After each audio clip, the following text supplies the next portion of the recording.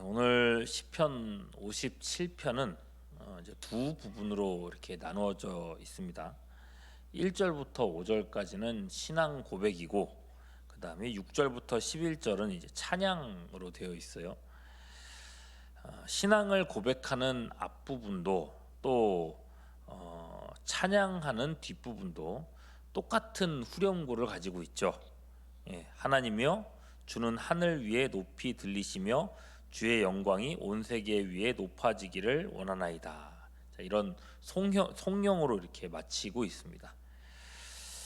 물론 이 영광은 구약 성도뿐만 아니라 우리 역시 누려야 할 것이기도 합니다. 우리가 구약 성도들이 그랬던 것처럼 이 영광스러움을 함께 맛보기 위해서는 2절 말씀, 나를 위하여 모든 것을 이루시는 하나님이라고 되어 있는데, 이 말이 무슨 뜻인지를 알아야 돼요. 57편 표지 글이 있습니다. 표지 제목이 있어요. 다윗의 믹담시 인도자를 따라 알다에스에 맞춘 노래, 다윗이 사울을 피하여 굴에 있었던 때에, 이렇게 돼 있어요. 자, 이 말씀대로라면 다윗은 지금 사울에게 목숨을 위협받고 쫓기는 중입니다. 게다가 이제 굴 속에 숨어 있다고 돼 있습니다. 사무엘상 24장에 나오는 그 유명한 동굴 사건이죠. 다윗이 사울을 피해서 동굴 깊은 곳에 숨어 있었는데, 하필이면 사울이 다윗이 숨어 있는 그 동굴로 들어오게 된 겁니다. 낭패죠. 일촉즉발의 상황입니다. 사울이 한 걸음 한 걸음 옮기는데 그 발자국 소리가 들려오고 그게 점점 가까워오는 게 느껴집니다. 다윗 입장에서는 얼마나 그 순간이 두려웠을까요? 오금이 저려왔을까요?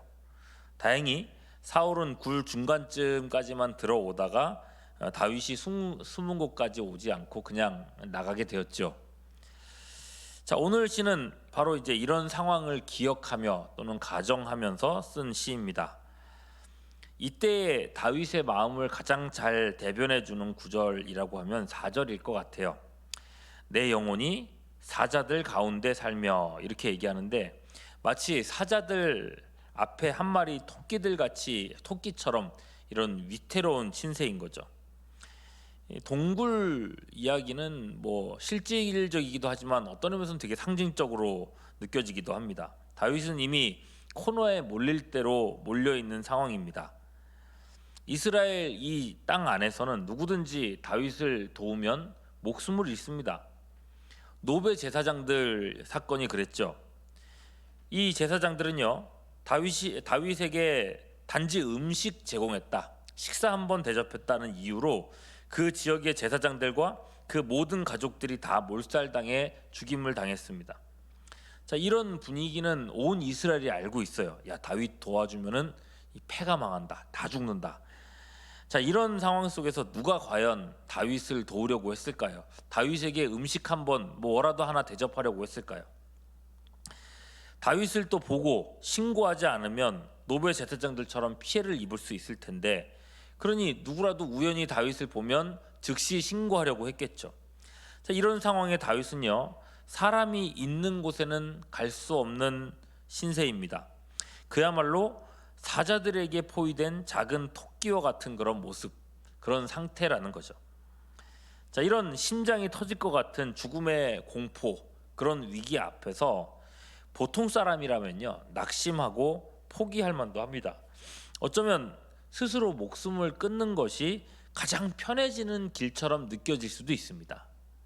하지만 다윗은요, 2절에서 내가 지존하신 하나님께 부르짖으며 곧 나를 위하여 모든 것을 이루시는 하나님께로다 라면서 신앙을 고백하고 있어요.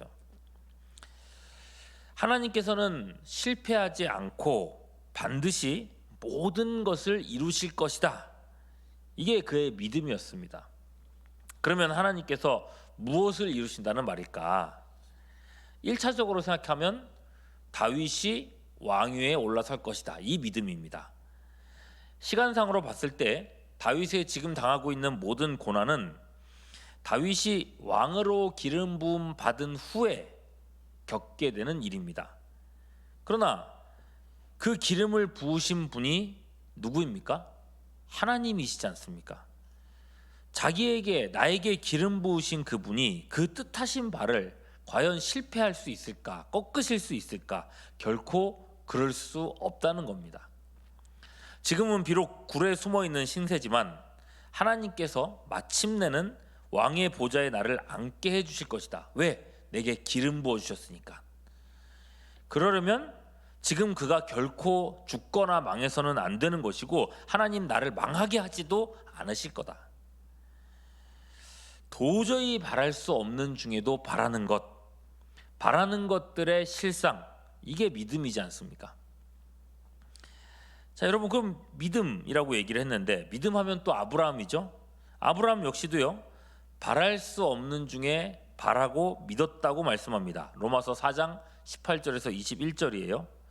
그가 100세나 되어 자기 몸에 죽은 것 같음과 사라의 태에 죽은 것 같음을 알고도 믿음이 약하여지지 아니하고 믿음이 없어 하나님의 약속을 의심치 않고 약속하신 것을 또한 능히 이루실 줄 확신했다. 이렇게 말하고 있어요.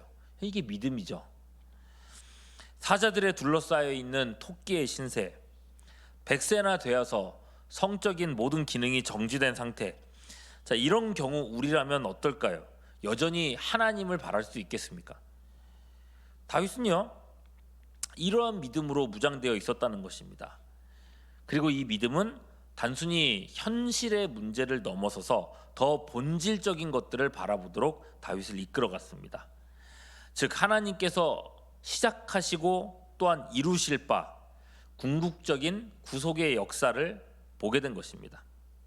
하나님은 다윗을 예표의 인물로 사용하셔서 그의 후손 중에 메시아를 보내시고 구속의 역사를 이루실 계획을 갖고 계십니다. 훗날 이사야 선지자도요, 이사야 9장 6절 7절 말씀에서 이렇게 말하죠.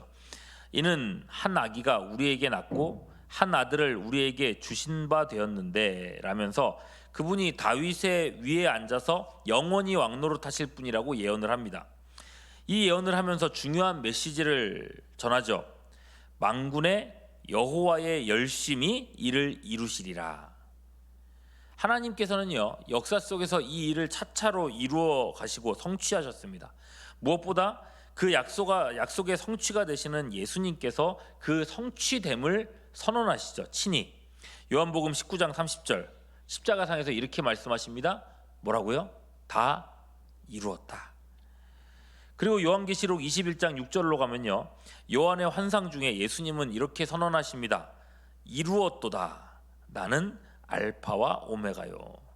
자, 이렇게 말씀하심으로써 이 위대한 구속 역사가 완성됨을 말씀하고 계십니다. 다윗은요, 자기가 현실 속에서 엄청난 문제들을 겪고 있으면서 이 문제 속에 함몰되지 않고 오히려 먼 미래의 성취까지 바라보면서요, 즐거워하고 있는 것입니다. 아니, 이 미래의 확실한 약속의 성취를 보니까 지금 내 현실에 당하고 있는 문제가 얼마나 작은 것인가를 발견하게 된 겁니다. 그러니 이 위기의 순간 절망할 수밖에 없는 이 상황 속에서도 다윗은 노래하는 겁니다. 찬양하는 거예요. 오히려 기뻐하는 것입니다. 여러분, 우리도 이와 같은 믿음에 거할 수 있어야 하겠습니다. 성취하고 이루어 가시는 이 역사는요, 개인 구원에게서도 개인의 삶 속에서도 적용될 수 있습니다. 빌립보서 1장 6절 말씀 보니까요, 사도 바울은 감옥에 갇혀서도 이렇게 말을 합니다. 너희 속에 착한 일을 시작하신 이가 그리스도 예수의 날까지 이루실 줄을 우리가 확신하노라. 그렇게 믿고 있어요. 주님은 알파와 오메가라고 하셨습니다. 시작하시곤 반드시 이루어내시는 분이십니다. 시작하시고서 이루지 못하는 그런 하나님이 아니십니다. 그렇다면 하나님께서는 어떤 방도로 일들을 이루어 가시는가? 하나님께서는요, 그것을 이루시기 위해서 3절 보니까요, 저가 하늘에서 보내사 하나님이 그의 인자와 진리를 보내시리로다 라면서 인자와 진리를 보내주실 것을 말씀하세요. 구속의 역사를 이루시기 위해서 보내주실 인자와 진리가 있다고 말씀하시는데 그게 무엇인가? 요한복음 1장 17절 은혜와 진리는 예수 그리스도로 말미암아 온 것이라 이렇게 말씀하세요. 다윗은 자신을 구원하시는 하나님의 손길을 바라보면서 그저 자신만 바라보고 있는 것이 아니라 인류 죄악을 담당하시고 구속하시는 예수 그리스도를 바라보았습니다. 하나님께서 자기에게 보이신 것은 인자와 진리이신 예수님 자신이었던 겁니다. 그래서 예수님이 오시기도 1000년 전에 예수님 보내시는 하나님을 찬양하고 있는 것입니다. 물론 그런 와중에 구속의 역사를 회방하는 사람들도 보입니다만 사울이 모든 나라의 힘을 다 동원해서 그렇게 다윗을 쫓는데 하나님의 손안에 있는 다윗 한 사람을 결국 잡아내지 못했던 것처럼 대적들의 노력은 결국 결실을 맺지 못할 겁니다. 그래서 6절 말씀에 그렇게 얘기하죠. 너희가 내 걸음을 막으려고 그물을 준비하였으니 내 영혼이 억울하도다. 그들이 내 앞에 웅덩이를 팠으나 자기들이 구중에 빠졌도다. 이렇게 말씀하고 있어요. 여러분 다윗은 이것을 알고 있습니다. 그래서 7절에 내 마음이 확정되었고 내 마음이 확정되었사오니 내가 노래하고 내가 찬송하리이다 라고 말하는 것입니다. 마음이 확정되었다는 것은 지금 상황으로서는 찬양할 수 없고 불평 불만을 해도 아무도 지나치지 않다라고 할 상황인데도 나는 오히려 하나님을 찬양하겠노라 하는 마음의 작정입니다. 이것은요 모든 것을 합력하여 선으로 이루어 가시는 하나님을 신뢰하지 않고는 불가능한 모습입니다. 그러므로 다윗은 찬송합니다. 찬송할 제목은 10절이죠. 주의 인자는 커서 하늘에 미치고 주의 진리는 궁창에 이르나이다. 다윗은요 예수님으로 말미암아 나타날 구속의 은총에 감격하고 있습니다. 여러분 이 영광스러움 이것이 과연 다윗만의 것이겠냐는 것입니다. 이건 모두가 함께 누리는 예수 안에서 구속받은 모든 사람이 함께 누릴 수 있는 영광이라는 겁니다. 어쩌면요 우리는 다윗보다 더 큰 영광을 얻은 사람들이죠. 히브리서 11장 믿음장에 보면요 다윗과 같은 믿음의 선조를 칭찬하면서 동시에 이런 이야기를 하는 게 있습니다. 39절 40절 말씀 읽어드릴게요. 이 사람들은 다 믿음으로 말미암아 증거를 받았으나 약속된 것을 받지 못하였으니 이는 하나님이 우리를 위하여 더 좋은 것을 예비하셨은즉 우리가 아니면 그들로 온전함을 이루지 못하게 하려 하심이라. 그렇다면 여러분 5절과 10절에서 하나님이여 주는 하늘 위에 높이 들리시며 주의 영광은 온 세계 위에 높아지기를 원하나이다 라는 송영은요 우리가 해야 될 일이라는 것입니다. 여러분 이 송영에 동참하고 이 그 감격스러움을 누리며 살아가되 다윗보다 더 큰 영광과 소망, 기쁨으로 하나님을 찬양하는 매일을 살아가는 우리 모두가 될 수 있기를 주님의 이름으로 축원합니다. 기도하겠습니다. 계획하시고 뜻하신 바 모든 것을 이루시는 하나님, 우리의 인생이 하나님의 섭리 안에 있음을 믿게 하사 어떤 환난과 고난 가운데서도 낙심하거나 포기하지 않게 하여 주시옵소서. 모든 일에 우리 믿음이 꺾이지 않도록 도와주시옵고 모든 일에서 승리하는 능력을 더하여 주시옵소서. 주님께서 오늘 아침에도 우리가 함께 하시사 우리의 기도를 조성하여 주시옵고 하루하루 주님과 함께 동행하는 우리의 삶이 될 수 있도록 도와주시옵소서. 오늘도 주님을 의지하옵고 우리 구주 예수 그리스도의 이름으로 기도하옵나이다. 아멘.